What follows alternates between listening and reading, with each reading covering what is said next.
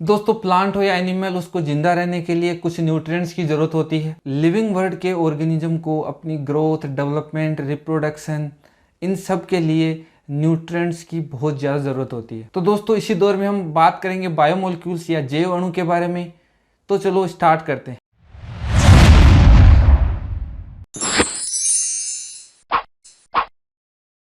हाय दोस्तों, आप कैसे हैं? आई होप सब ठीक होंगे। सामान्य तौर पे ये nutrients carbon, hydrogen, oxygen and nitrogen से मिलकर बने होते हैं। ये carbon, hydrogen, oxygen and nitrogen आपस में मिलकर बॉन्डिंग करके बायोमोलिक्यूल्स यानी जैव अणु का निर्माण करते हैं, जैसे carbohydrate, lipid, protein and nucleic acid. इस अर्थ पे हम न्यूट्रिएंट्स के बेसिस पे ऑर्गेनिज्म को दो प्रकार या दो टाइप्स में हम डिवाइड कर सकते हैं। एक ऑर्गेनिज्म आते हैं ऑटोट्रॉप्स और दूसरे हेटेरोट्रॉप्स।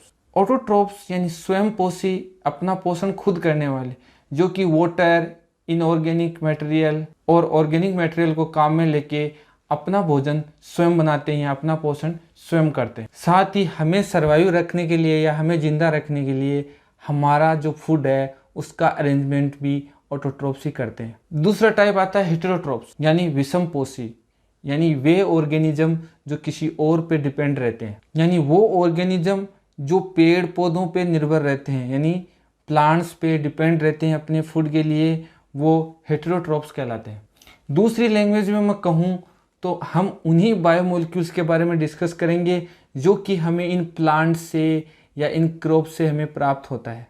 जब हम एक फ्रूट या सीड को खाते हैं तो उसमें कार्बोहाइड्रेट, प्रोटीन, लिपिड मौजूद होते हैं। आज हम इन्हीं बायोमोलिक्यूल्स यानी कार्बोहाइड्रेट के बारे में जानेंगे। कार्बोहाइड्रेट्स, जैसा कि नाम से पता लग रहा है, हाइड्रेट्स ऑफ कार्बन। कुछ एक्सेप्शन को छोड़ के सभी कार्बोहाइड्रेट्स के अंदर हाइड्रोजन एंड ऑक्सीजन का जो अनुपात होता है वो होता है 2:1, यानी कि 1 ऑक्सीजन होगा तो 2 हाइड्रोजन होंगे। इसलिए इनका इजी सा फॉर्मूला होता है जो कि आपको स्क्रीन पे दिख रहा है, CxH2O ब्रैकेट Y। कुछ कार्बोहाइड्रेट सिंपल शुगर और कुछ कॉम्प्लेक्स शुगर के फॉर्म में होते हैं। सिंपल शुगर मीन्स एक सर्करा स्ट्रक्चर यानी ग्लूकोज, और complex means long chain of carbohydrate. Carbohydrate हमें कैलोरीज एंड एनर्जी प्रोवाइड करते हैं।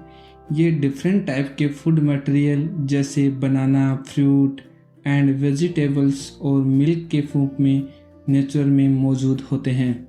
वहीं दूसरी ओर एडेड शुगर जैसे बिस्किट, पिज़्ज़ा या फास्ट फूड के रूप में प्रेजेंट होते हैं। अब बात करते हैं types of carbohydrate. Basically 4 type के होते हैं कार्बोहाइड्रेट, जिनमें मोनोसेकेराइड, मोनो मीन्स 1 यानी एक शुगर मॉलिक्यूल।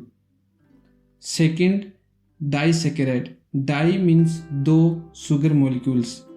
और third oligosaccharides means, oligo means 3 to 9 जो शुगर चेन है या शुगर मॉलिक्यूल्स हैं वो आपस में जुड़े होते हैं।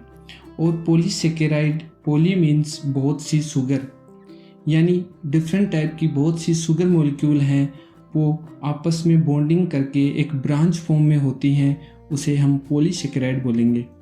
सबसे पहले बात करते हैं मोनोसेकेराइड। नेचर में डिफरेंट टाइप्स की मोनोसेकेराइड मौजूद होती हैं, जैसे ग्लूकोज, इसका केमिकल फॉर्मूला C6H12O6 होता है और इसको हम एक दूसरे नाम से भी बोलते हैं डेक्सट्रोज।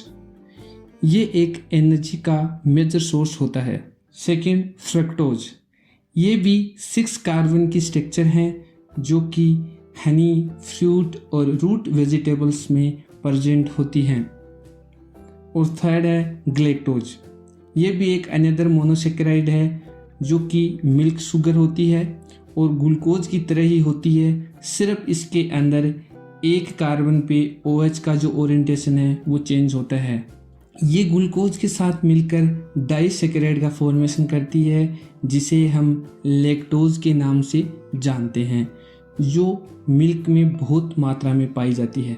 इसके अलावा और भी डाइसेकेराइड्स होती हैं जैसे माल्टोज, सुक्रोज, ये भी 2 शुगर के बीच में बॉन्डिंग होने से बनती हैं। तो ये तो था सिंपल शुगर के बारे में। अब हम डिस्कस करेंगे कॉम्प्लेक्स शुगर के बारे में। तो कॉम्प्लेक्स शुगर है, नाम से पता लग रहा है कॉम्प्लेक्स होगी, यानी उसमें 2 से अधिक जो सैकेराइड्स हैं वो मौजूद होंगी और वो सभी आपस में बॉन्ड द्वारा जुड़ी रहेंगी। इनमें 2 टाइप की शुगर आती हैं, एक तो होती है ओलिगोसैकेराइड और दूसरी होती है पॉलीसैकेराइड। ओलिगोसैकेराइड जैसे ग्लैक्टो ओलिगोसैकेराइड जो कि सोयाबीन में प्रेजेंट होती है, और पॉलीसैकेराइड ये वही शुगर है जो हम खाते हैं, मीन्स जो हम रोटी या वेजिटेबल्स खाते हैं उसमें पॉलीसैकेराइड बहुत सी मात्रा में प्रेजेंट होती है। जैसे वीट, पोटैटो, इन सभी के अंदर या वेजिटेबल्स, इन सभी के अंदर पॉलीसैकेराइड के फॉर्म में ही शुगर मौजूद होती है। इन शुगर्स का ब्रेकडाउन हमारी इंटेस्टाइनल जो एंजाइम्स हैं वो करते हैं। 2 शुगर के बीच जब बॉन्डिंग होती है तो H2 रिलीज होता है। ये H2O रिलीज होने से 2 शुगर के बीच में ग्लाइकोसिडिक बॉन्ड का फॉर्मेशन होता है। इसे अल्फा 1,4 इसलिए बोलते हैं क्योंकि एक शुगर का C carbon first and second sugar का कार्बन फोर्थ के बीच में इन्वॉल्वमेंट होता है। ऐसे लैक्टोज में बीटा 1,4 ग्लाइकोसिडिक बॉन्ड बनता है, और बीटा इसलिए है क्योंकि यहाँ पे OH का ओरिएंटेशन है वो चेंज हो गया। इसी क्रम में सुक्रोज में अल्फा 1,2 ग्लाइकोसिडिक बॉन्ड का फॉर्मेशन हो गया, जिसमें एक ग्लूकोज और एक फ्रुक्टोज के बीच बनेगा।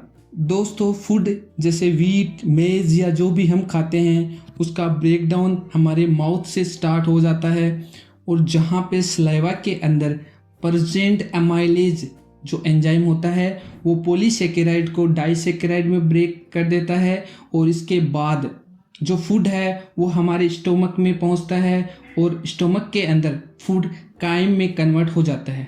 चाइम मतलब मीन्स फूड हम छोटे छोटे टुकड़ों में या लिक्विडिफाई हो जाता है वो।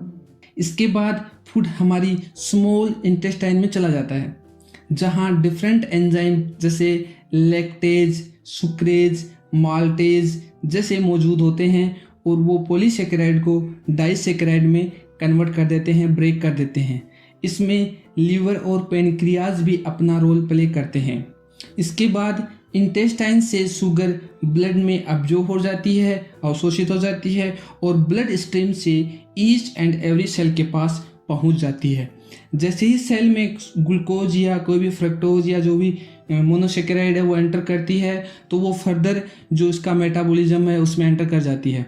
जैसे ग्लूकोज या फ्रक्टोज हैं वो ग्लाइकोलाइसिस में एंटर कर जाते हैं, और ग्लाइकोलाइसिस से फर्दर वो सिट्रिक एसिड साइकिल चलता है, और उसके बाद ऑक्सीडेटिव फॉस्फोराइलेशन होके हमारा जो एनर्जी फॉर्म है ATP उसका प्रोडक्शन होता है, और वही ATP हम डेली लाइफ रूटीन में अपनी बॉडी को मूवमेंट कराने में या जो भी काम करते हैं उसमें जो एनर्जी लगती है वो सारा ATP के फॉर्म में मौजूद होती है, ATP के फॉर्म में कंज्यूम होती है।